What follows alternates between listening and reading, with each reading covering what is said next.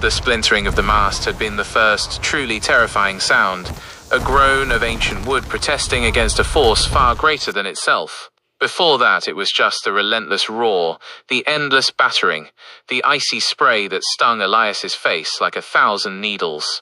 He and Lyra had thought they'd weathered the worst, limping away from the jagged embrace of the reef.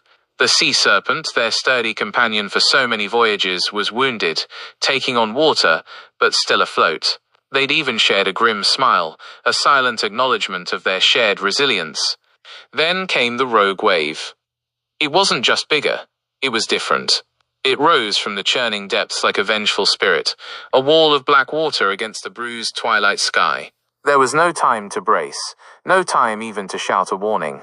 It crashed over them with unimaginable force, tearing away the remnants of their hope as easily as it snapped the already weakened railing. Elias remembered the icy shock, the disorienting tumble, the feeling of being tossed like a cork in a raging torrent. When he finally broke the surface, lungs burning, the sea serpent was gone. All that remained were scattered pieces of wreckage bobbing in the monstrous waves and the deafening shriek of the wind.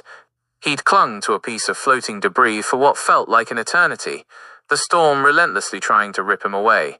Then, through a momentary lull in the downpour, he'd spotted it, a small, battered rowboat, miraculously intact, wedged between two rocks.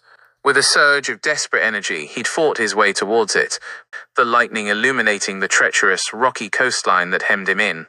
He rowed with a frantic energy born of pure survival instinct, each stroke a desperate plea against the unforgiving sea.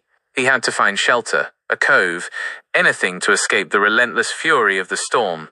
He spotted a narrow channel between towering cliffs, the water within looking momentarily calmer, swirling and crashing against the sharp edges.